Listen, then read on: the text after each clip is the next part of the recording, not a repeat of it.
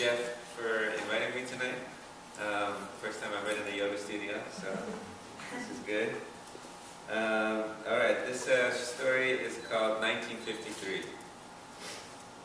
I might have been the only guy walking around through Jimmy's old car show and picnic, looking at all the big 1950s cars and thinking, I guess this is why they overthrew Mossadegh back in 1953 and brought back the Shah.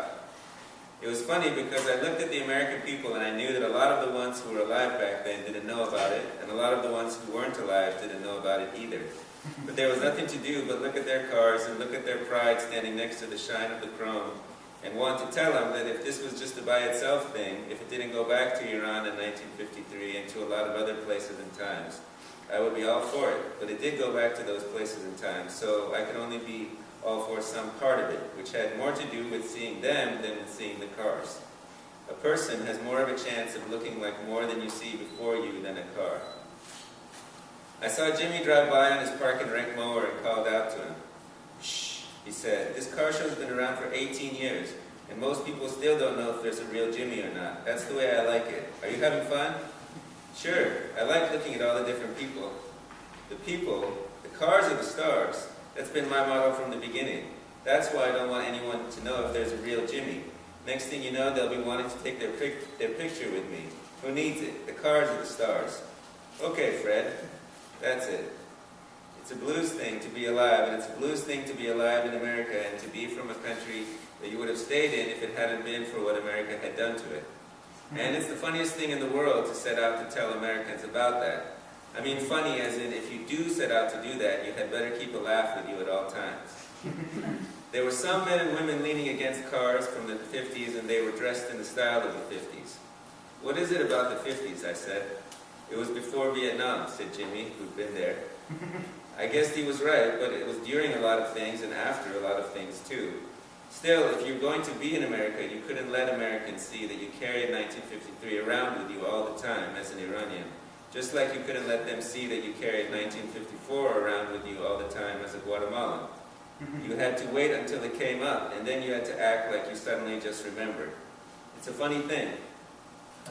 But something comes out when you keep all that stuff in. The grass and the trees and the smell of Golden Gate Park, where Jimmy had been a gardener from the time he'd gotten back from the war. The park through time in San Francisco in 1953, which was a place that I didn't have any hatred for. I even felt happy for San Francisco in 1953. And the people dressed the way they were and riding around in those big cars the way they did. I guess that if I had been around then, I wouldn't have known about Mossadegh either. And then all kinds of years go by, and then somebody mentions 1953. I suppose everybody wants to remember their 1953. And then I'm back to the same place I always end up when I think about these things, which is that if I do intend to tell Americans about our 1953, I have to hold all of the 1953s. The one where the Anglo-Iranian oil company refused to allow a democratic Iran to have some say in its own oil production, and the one where American kids were driving through Golden Gate Park with a general feeling that life was okay. And I was prepared to do it. I had been doing it long enough now that I knew they could be done together. But I just hoped somebody realized how tiring that was. I don't go in for the dressing up myself, Jimmy said. It's not the 50s anymore, but some people like it.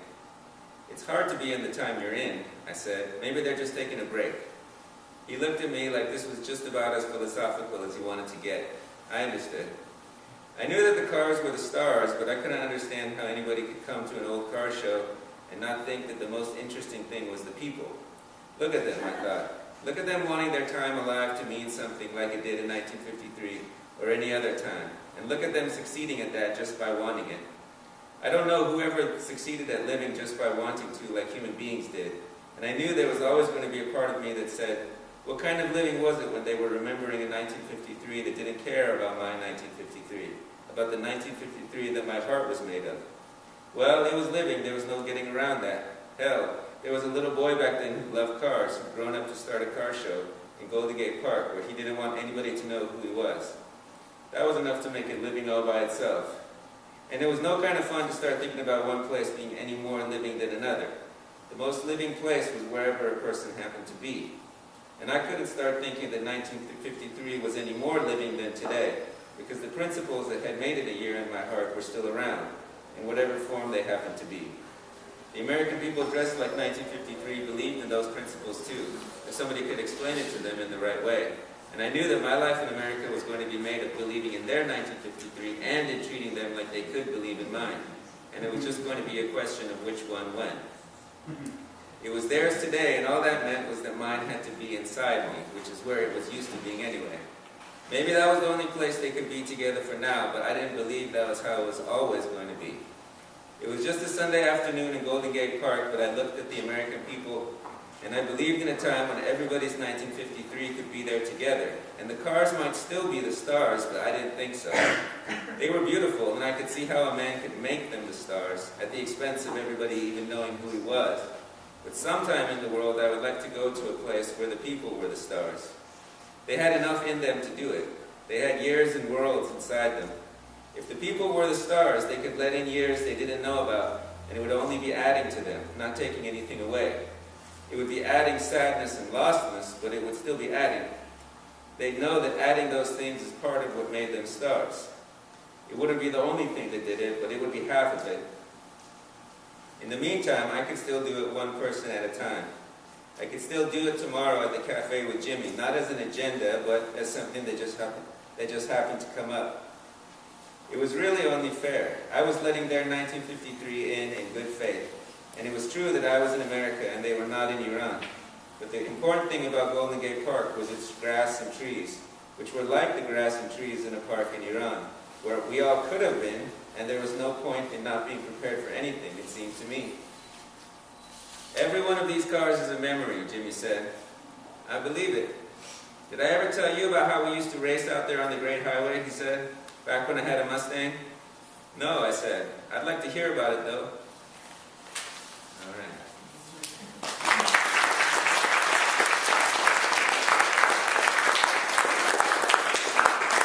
Thanks.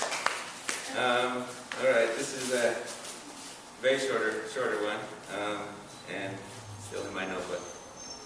All right. This is called The Catch. It was as though everything went silent a few seconds after he made the catch, after the general appreciation and applause had died down. And then Alicia Dupel's voice rang out like it was the only voice in the gym, the cafeteria food-smelling gym where they played wiffle ball on rainy days.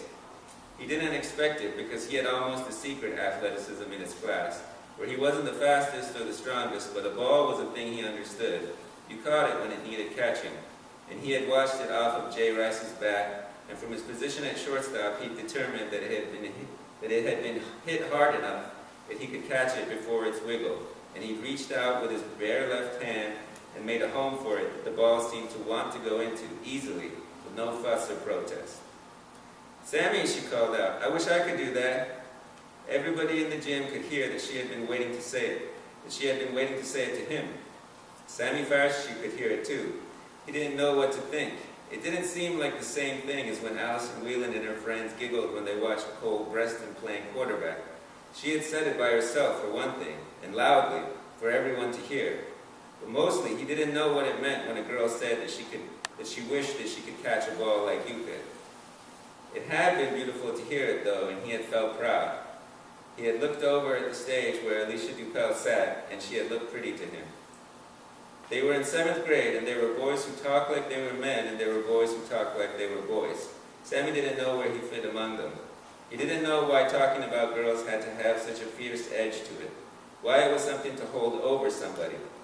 He hadn't heard girls talking about boys as much, but sometimes that had a fierce edge to it too, in its own way. It hadn't felt fierce when Alicia Dupel had called out to him, though. It had felt soft. Still, though, a girl wasn't supposed to call it out like that, he thought as he walked home. She was supposed to admire his catch. But what did it have to do with him if she wished she could do it? That evening, he told his older brother, Bobby, about it. She said that she wished she could do that, Bobby said. Yes, Sammy said, in front of the whole class. It could mean that she likes you, or it could mean that she likes baseball. Sammy felt glad that he'd asked his brother. He boiled it down to the essential question. He lay in bed that night wondering if Alicia Dupel liked him or if she liked baseball. He wished he'd seen her whispering secretively to another girl after his catch instead. That would have been clearer. He'd have known where he stood with that. The more he thought about it, the more he thought it must be baseball.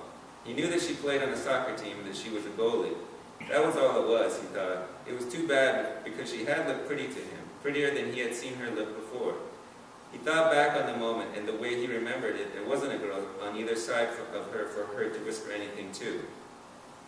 About a week later, Alicia Dupel was eating dinner with her family, thinking about the day in the gym. During the week, Sammy hadn't said hi to her when he'd seen her. He hadn't sat at the same table as her in science class. He hadn't done anything different towards her, even though she had tried to show him that she liked him. She thought that she had found the perfect moment when he made the catch. She knew that he had a secret athleticism in his class, that he wasn't the fastest or the strongest, but that who he was came out in small, surprising moments like that. She thought that he would be able to tell that she had been paying attention. But she knew, too, after a week, that he had been different from the way Allison Whelan and her friends were around Cole Breston. She had thought that was all right, because Sammy was different, too. "I don't want to play on the soccer team next year," she said. "You don't?" her father said. "No."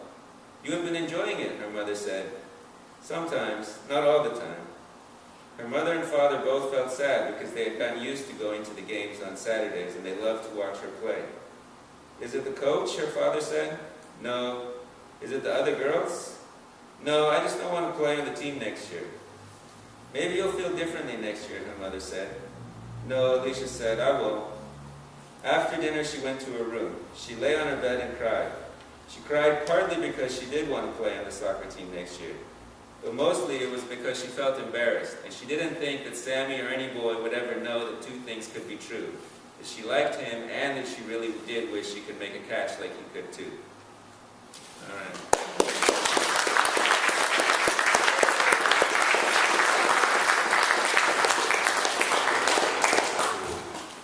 Siamak Vossoughi, everyone.